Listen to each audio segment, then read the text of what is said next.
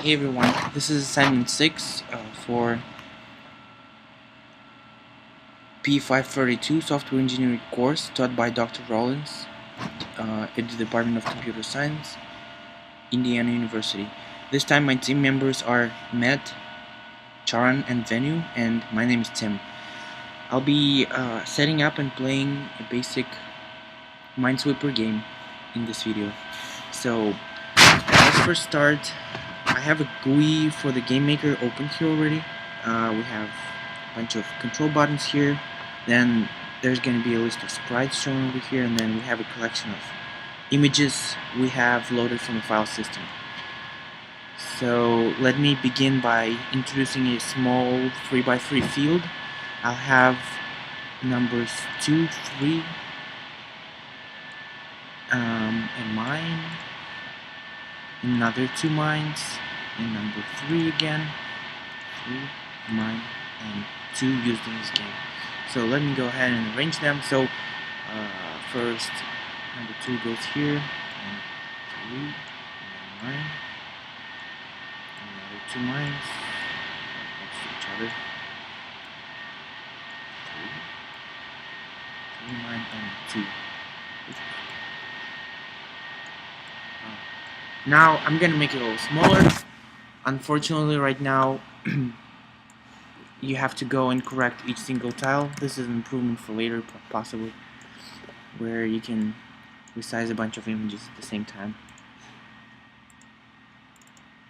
As I'm doing this, I'm going to tell you that alongside with introducing widths and heights, you can control X and Y velocities of the sprite, accelerations, heading, which basically rotates the object by a predefined amount of degrees. Then you can specify all sorts of different movements. I'm going to talk about it a little bit later. And you can always come back to the sprite anytime you want, if you want to have extra modifications done.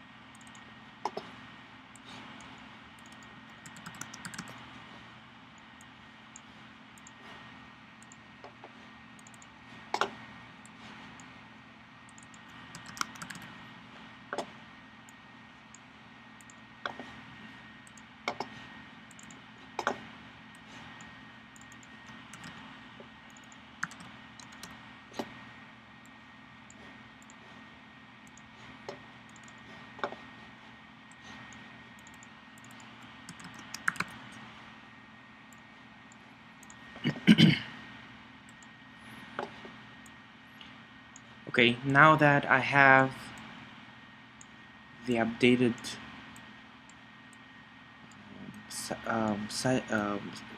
sizes of the sprites, I'm going to introduce some tiles on top of them so that they cover the objects and the user doesn't see them. Now I'll introduce some tiles, and I'll just create 9 instances of those in order to cover up each single one element.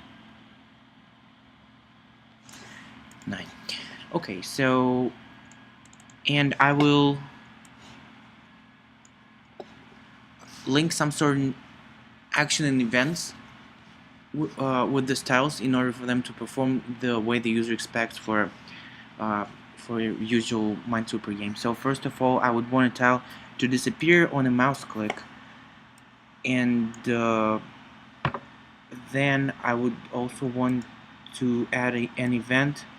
Right now, the way it's done, we're gonna have to have various keys be responsible for showing flags if the user thinks there is a mine in the position of that certain tile. So right now I'm going to create a new object and say associated with the letter Q, and I'm gonna update this, and then I go inside of this newly created object, which is gonna be our flag, and I'll just say ask to inherit the position of the parent object and the heading. And now I'm gonna update this and close both of these windows. So this tile is set up. So now it's a boring part where I have to do this 8 other times. And finally, I'm doing this last tile here as usual. Go in here, say that I want to disappear on mouse click, and on the letter C now I want to create an object, and yeah, update and just change the size of the upcoming flag child object and just inherit update. So this is done, and we're ready to play the game now.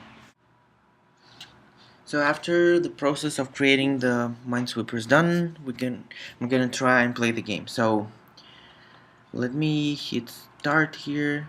The game is running. The first number appears to be 3, and I'm gonna uncover a couple of other numbers.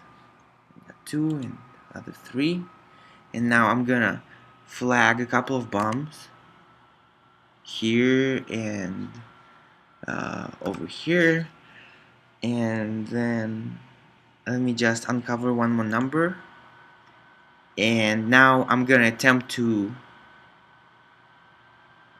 kill myself by opening a bomb right here. And this is the end of our demo. Thanks a lot.